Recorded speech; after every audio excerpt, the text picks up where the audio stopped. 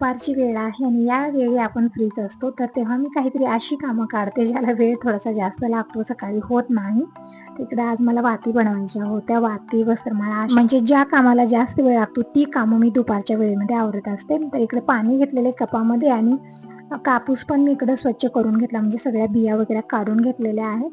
आणि इकडे वाती करत आहे टीव्ही बघत बघत. तर इकडे बघू शकता इतक्या वाती मी बनवल्या. टाइम बघू शकता दुपारचे 2:30 वाजलेले आहेत आणि बाकीची सगळी कामं माझी आवरलेली आहेत. आणि या वेळेमध्ये सगळ्यात आई थोडंसं रेस्ट करतात, पण मी काहीतरी अशी कामं काढून बसते, म्हणजे रेस्ट वगैरे घेत नाहीये, कारण ही पण कामं खूपच इम्पॉर्टंट असतात आणि पूर्ण घरामध्ये सगळीकडे कामं आपली रेडीच असतात, फक्त करण्याची गरज आहे छोटी मोठी कामं.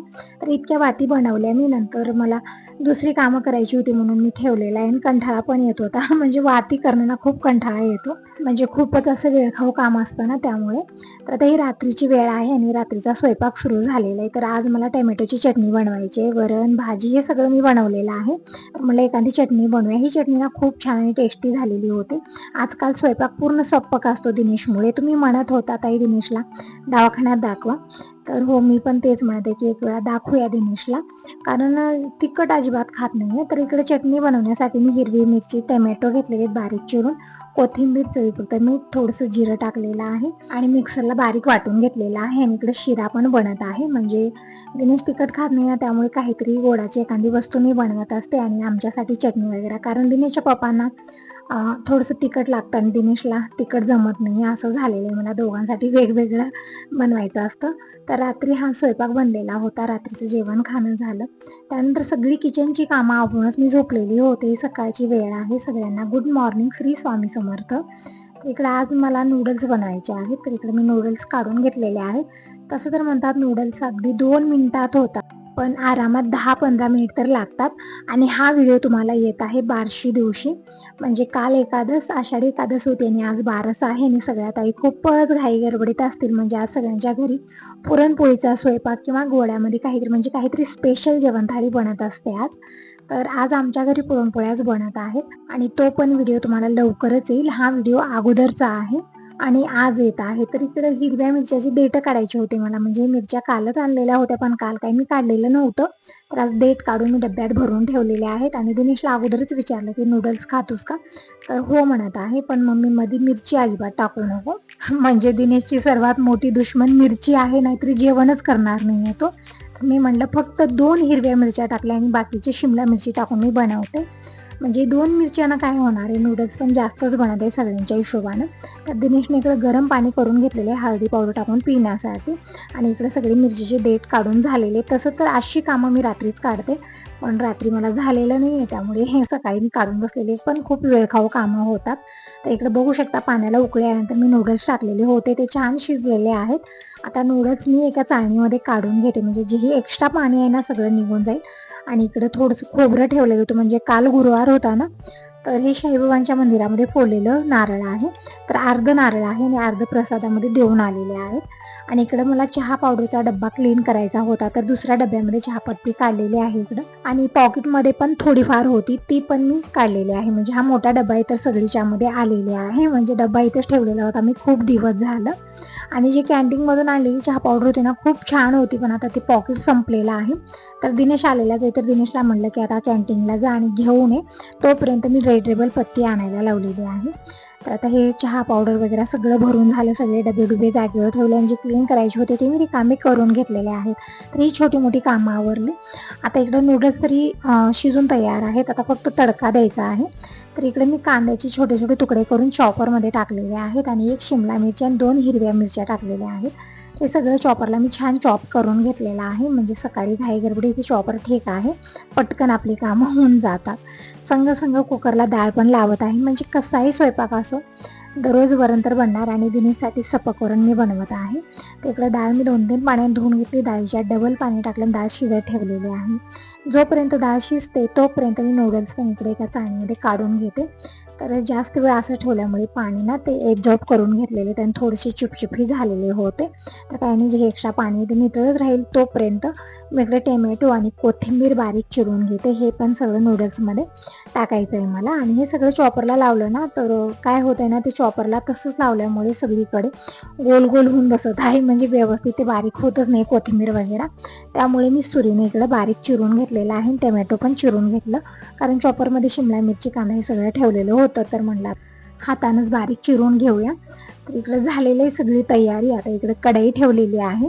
आणि जो अगोदरचा व्हिडिओ आला ज्याच्यामध्ये मी फ्रीज क्लीन केलेलं होतं, तर तुम्ही म्हणत होता ताई आमच्याही फ्रीजमध्ये पाणी असं साचत आहे, तर त्याला तू काय केलंस ते सांग, म्हणजे मी पण करेन. तर काही नाही, जे पाईप जे बाहेर सोडलेलं असतं ना, तेच काय झालेलं होतं काय माहिती, म्हणजे मला पण तितकं समजलं नाही, दिनेशनेच केलेलं होतं.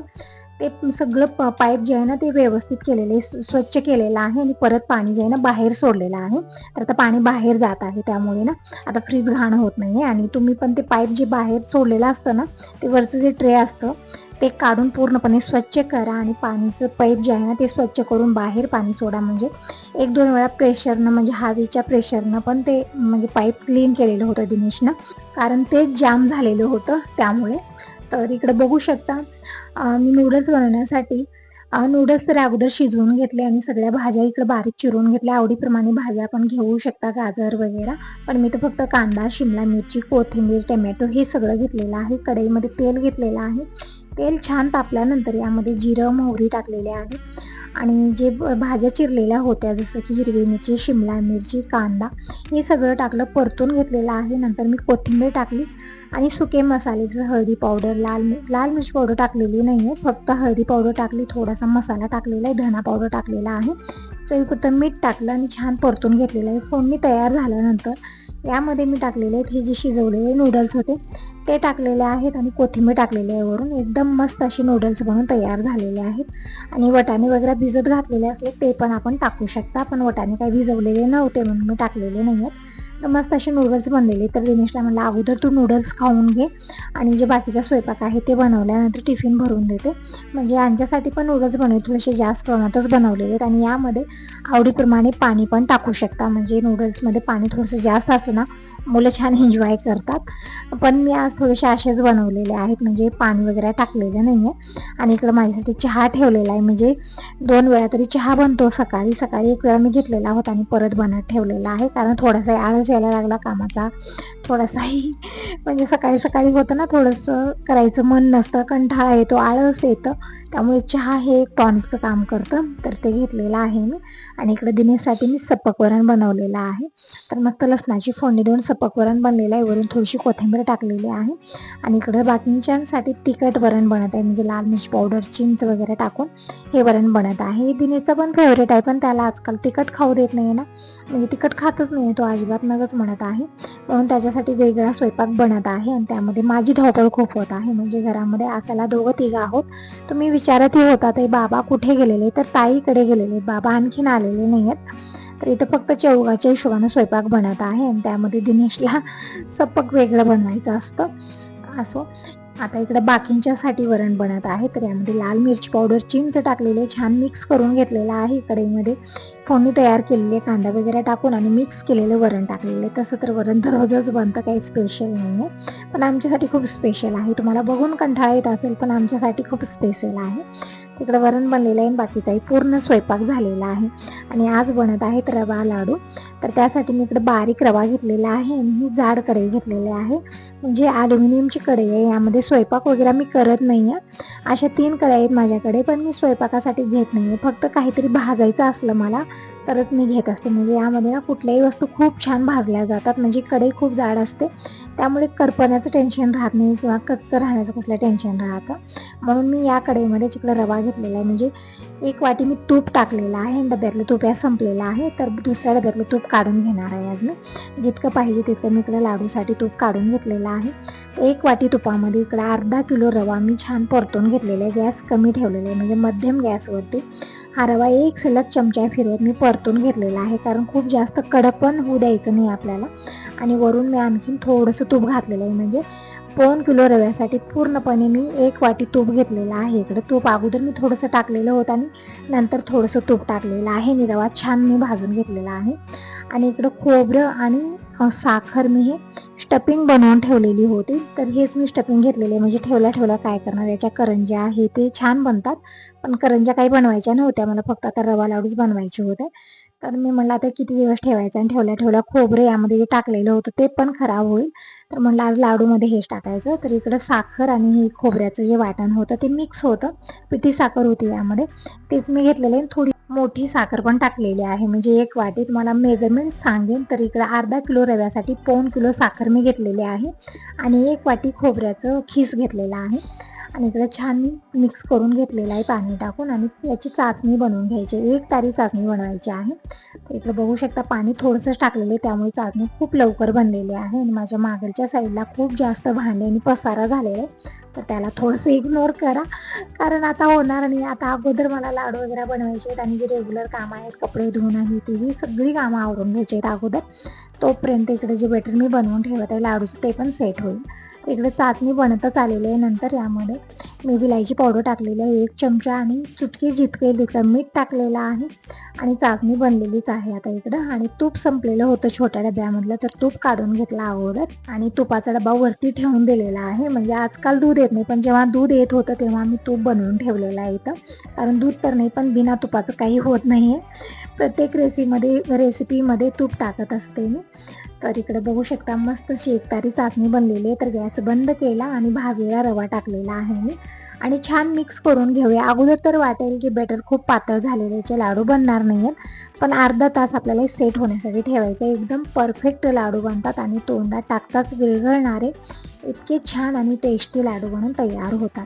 तर वरून मी आणखीन 2 चमचे तूप टाकलेलं आहे, आणि छान मी मिक्स करून घेतलं. आवडीप्रमाणे यामध्ये ड्रायफ्रूट टाकू शकता. तर मी तर फक्त मनुके टाकलेले आहेत, काजू, बदाम, पिस्ता हे सगळं तुपात तळून टाकलं तर आणखीन छान टेस्टी लाडू बनून तयार होतात. पण आता दुसरे काही ड्रायफ्रूट मी टाकलेले नाही आहेत, फक्त मनुके टाकलेले आहेत. आणि हे मिश्रण छान मिक्स करून मी झाकून ठेवलेलं आहे. तर अर्ध्या तासासाठी झाकून ठेवायचं आहे. तर संग मी ज्वारीच्या भाकरी बनवते, आणि तर दार मी बंद केलेलं आहे, कारण आज परत हवा सुरू झालेली आहे. आता काही दिवस हवा कमी झालेली होती, पण आता परत हवा सुरू झालेली आहे, त्यामुळे ना दार बंद करूनच मला स्वयंपाक करावा लागतो. बाहेर काय होतं काय नाही काही दिसत नाही आहे. इकडे मस्त अशा ज्वारीच्या भाकरी मी बनवून घेतलेल्या आहेत, आणि तोपर्यंत इकडे लाडूसाठी मिश्रण जे बनवून ठेवले ते पण सेट होत आहे. पण 2-3 वेळा चमचा फिरवून घेतलेले, छान मिक्स करून घेतलं. आणि इकडे जे नूडल्स बनलेले ते पण टिफिनमध्ये भरलेलं आहे. वरण, भात, नूडल्स, भाकर, आणि चटणी मी दिलेली, जी रात्री टोमॅटोची चटणी मी बनवून ठेवलेली होती ती खूप छान टेस्टी झालेली आहे. तर इकडे जे बनलेले भाकरी वगैरे आता पटकन मी कपड्यामध्ये रॅप करून देते. टिफिन भरून दिलं ना माझी अर्धी कामं होतात, आणि जी घरची कामं आहेत ना बाकीची ती निवांत होत राहतात. तर इकडे जी चटणी बनवलेली होती, थोडीशी भाजी आणि चटणी, मी सगळं भाकरीमध्येच इकडे सगळं पॅक केलेलं आहे. मी सगळं मी एका पिशवीमध्ये भरून ठेवलं, आणि दिनेशला टिफिन भरलेलं आहे घेऊन जा, आणि परत मी दार बंद केलेलं आहे. टिफिन दिलेलं आहे दिनेशला, आणि चपात्या पण मला बनवायच्या होत्या. तर इकडे मी संग चपात्या पण बनवून घेत आहे. म्हणजे जसं मी तुम्हाला म्हणलं, सगळ्यांसाठी वेगवेगळा स्वयंपाक बनत आहे. दिनेश भाकर खात नाही, तिखट भाजी खात नाही, त्याचं सगळं बदललेलं आहे पुण्याला जाऊन आल्यापासून. तर त्याच्यासाठी स्पेशल बनत असतं सगळं. सप्पक वरण, चपाती, परत सप्पक भाजी बिना मिरच्याची भाजी बनते, किंवा गोडामध्ये काहीतरी मी बनवत असते. आणि आज तरी रवा लाडू बनतच आहे. तर पूर्ण स्वयंपाक झाला, टिफिन भरलं, किचनची कामं आवरली, आणि आता मी देवपूजा करून घेत आहे. तर देवांना स्नान घातलं, देवपाट्यात विराजमान केलं, आणि गंध संपलेलं होतं. तिकडं अगोदर मी गंध काढून घेतला, आणि गंधामध्ये थोडंसं पाणी टाकून मी मिक्स करून घेतलेलं आहे. देवांना गंध वाहिलं, आणि आता आलेले मी बाहेर फुलं नेण्यासाठी. तर 2 ही निळे फुलं उगवलेली होती, आणि बाकीची स्वास्तीची फुलं, तुळस आणि सदाफुली सगळी फुलं मी तोडून आणलेली आहे. म्हणजे बाहेरचा व्हिडिओ बनवता येत नाही आजकाल, कारण हवा खूप असते, त्यामुळे मला कुठेही स्टँड लावता येत नाही, कारण ते पडत आहे, मोबाईल पण पडत आहे. त्यामुळे आजकाल बाहेरचा व्हिडिओ बनत नाहीये. नाहीतर तुम्हाला बाहेरचं वातावरण खूप आवडतं, खूप छान वाटतं तुम्हाला सगळं घरच्या बाजूला बघून.